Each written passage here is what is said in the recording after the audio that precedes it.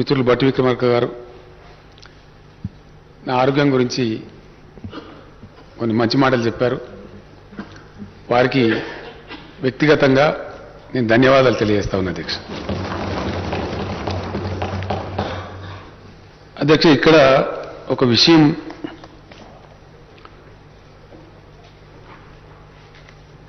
చర్చ జరగాల్సినటువంటి అవసరం ఉందనేది నా భావన అధ్యక్ష. డెమోక్రసీ పరిణతి చెందేటువంటి క్రమంలో చట్టసభలలో, శాసనసభలలో, పార్లమెంటులో జరగవలసినటువంటి చర్చల సరళి కూడా బాగా ఇంప్రూవ్ అయితే మంచిది అధ్యక్ష. చాలామంది కొత్త సభ్యులు కూడా ఉన్నారు, భవిష్యత్తున్న వాళ్ళు ఉన్నారు. భవిష్యత్తులో ఈ రాష్ట్రాన్ని, దేశాన్ని నడిపేటువంటి యువ నాయకత్వం కూడా ఉంది అధ్యక్ష. వాళ్ళందరికీ ఉపయోగపడుతుందని కూడా నేను భావిస్తా ఉన్నా. కొన్ని రకాల స్పెసిమన్స్ అంటే కొన్ని ప్రతీకాత్మక విషయాలు కొన్ని తయారవుతూ ఉంటాయి అధ్యక్ష పరంపరలో భాగంగా.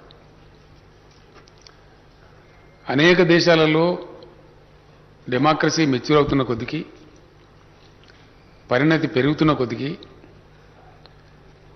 చర్చల సరళి కానీ, ఆలోచన సరళి కానీ, సమకాలీన సామాజిక ధోరణుల మీద అద్భుతమైన సమీక్షలు నిర్వహించి తగినటువంటి చర్యలు తీసుకుంటూ ఉంటారు అధ్యక్ష. తద్వారా ఉత్తమమైనటువంటి ఫలితాలు వచ్చేటువంటి అవకాశాలు కూడా చాలా ఉంటాయి. చాలా దేశాలు అట్లా ముందుకు పురోగమిస్తూ ఉన్నాయి. మన దేశంలో అధ్యక్ష కొన్ని అలవాట్లు వచ్చేసినాయి. ప్రత్యేకించి నేను మళ్ళీ ఒకసారి మనవి చేస్తా ఉన్నా అధ్యక్ష.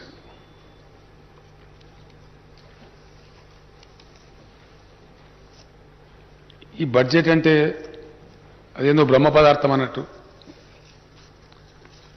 అదేదో ఒక అంకెలు మాత్రమే చెప్తారన్నట్టు, ఇంక్రిమెంటల్ డిక్రిమెంటల్లో ఉంటారన్నటువంటి ఒక అభిప్రాయం మన దేశంలో ప్రబలి ఉంది అధ్యక్ష.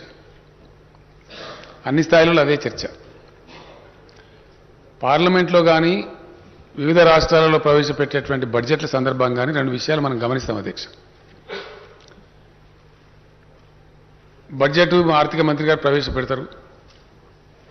దానికి సంబంధించి అధికార పక్ష సభ్యులు ఆహా బడ్జెటు, ఓహా బడ్జెటు, ఇది అద్భుతమైన బడ్జెటు అని వీళ్ళు చెప్తారు అధ్యక్ష. ప్రతిపక్ష సభ్యులేమో ఇది పనికి మాలిన బడ్జెటు, పసలేని బడ్జెటు, బడ్జెట్ సప్పగా ఉంది. ఇప్పుడు నాకు జ్ఞానం వచ్చి 50 ఏళ్ళు అయితే అధ్యక్ష ఈ రాజకీయపరమైనటువంటి ఇదే మాటలు వింటాం అధ్యక్ష స్టీరియోఫోనిక్. ఏం కారణం?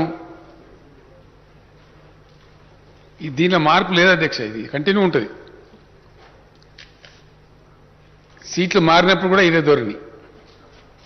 ఇటుంటే ఈ మాట, అటుంటే ఆ మాట. స్థూలంగా మనం ఆలోచిస్తే అధ్యక్ష, బడ్జెట్ అనేది నిధుల యొక్క కూర్పు. ఈ కూర్పు ఎట్లా ఉండాలా, ఏం జరగాల, ఆ సమకూర్చబడ్డ నిధులను ఏ విధంగా వినియోగించి రాష్ట్రం లేదా దేశం యొక్క అభ్యుదయానికి తోడ్పడాలనేటువంటిది ఇక్కడ విషయం అధ్యక్ష. దీనిలో అప్పులు అనేది కూడా ఒక రెటరిక్ మన కంట్రీలో. ఇదేదో 1940s, 1950s, 1960s మాట్లాడే వరకు బాగానే ఉండే. ఆ తర్వాత వచ్చినటువంటి కాలంలో ప్రపంచ ఆర్థిక వ్యవస్థ కొత్త పుంతలు దొక్కుతా ఉంది. మన దేశ ఆర్థిక వ్యవస్థ కూడా కొత్త పుంతలు దొక్కుతా ఉంది. నాకుండే పరిజ్ఞానం మేరకు అధ్యక్ష, ఐ స్టాండ్ ఫర్ కరెక్షన్. దేశానికి స్వతంత్రం వచ్చిన తర్వాత బడ్జెట్ ప్రవేశపెడితే మన మొట్టమొదటి బడ్జెట్ ఓన్లీ 190 crores అధ్యక్ష. జస్ట్ 190 కోట్లు దేశ బడ్జెట్. అందులో దగ్గర 91 కోట్లేమో రక్షణ నిధికి అధ్యక్ష, డిఫెన్స్కి. మిగిలిందే మొత్తం దేశానికి బడ్జెట్. నేను ఎంఏ పొలిటికల్ సైన్స్లో ఉన్నప్పుడు అధ్యక్ష 1978లో ఇప్పుడు కాంగ్రెస్ గవర్నమెంట్ వస్తే డాక్టర్ చెన్నారెడ్డి గారు ముఖ్యమంత్రిగా బడ్జెట్ ప్రవేశపెడితే 680 crores అధ్యక్ష బడ్జెట్, ఆంధ్రప్రదేశ్ బడ్జెట్. ఈరోజు మనం లక్షల కోట్లలో మాట్లాడుతా ఉన్నాం.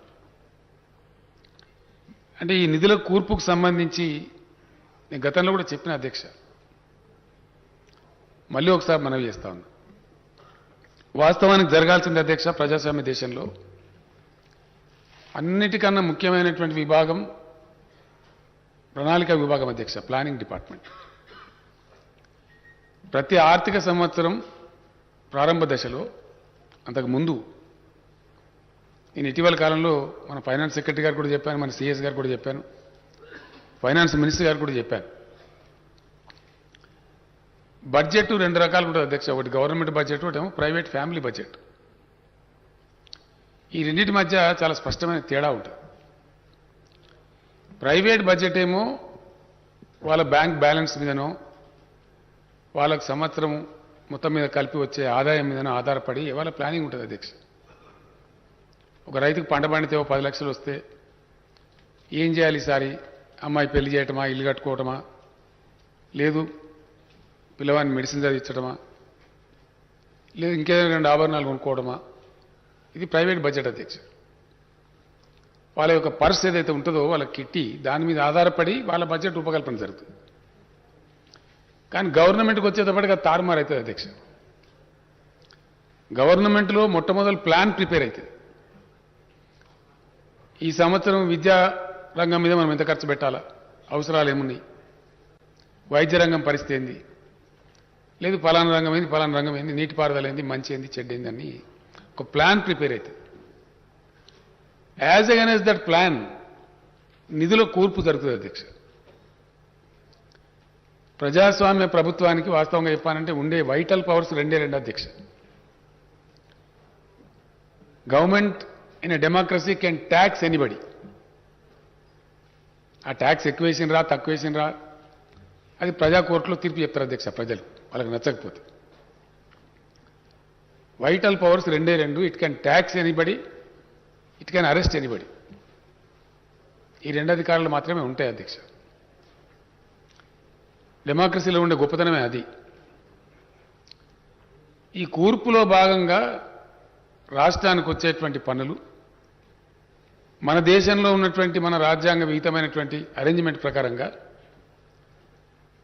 కొన్ని పన్నులేమో రాష్ట్రాలు వసూలు చేస్తే అధ్యక్ష, కొన్ని సెంట్రల్ గవర్నమెంట్ వసూలు చేస్తుంది. States share in central taxes అంటే కేంద్రం కలెక్ట్ చేసిన దాంట్లో. తర్వాత ఫైనాన్స్ కమిషన్ గ్రాంట్స్, అవి పోను పన్నేతర రెవెన్యూ, నాన్ ట్యాక్స్ రెవెన్యూ, ఇందాక భట్టి గారు చెప్పారు. అవి పోను ఇంకో వెసులుబాటు ఏంటంటే మార్కెట్ బారోయింగ్స్. ఇవన్నీ కలిపి వీటి సమాహారం బడ్జెట్.